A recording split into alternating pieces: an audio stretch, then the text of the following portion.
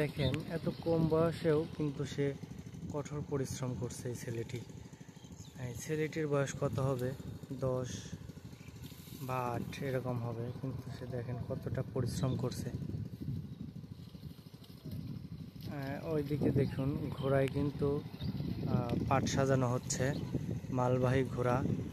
এই যে দেখেন কত পরিশ্রম করে এই ঘোড়া।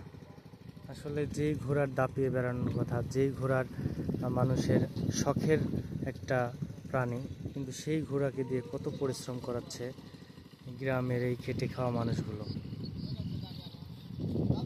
এই ছেলেটিও কিন্তু ঘোড়ার গাড়িতে পাট সাজাচ্ছে।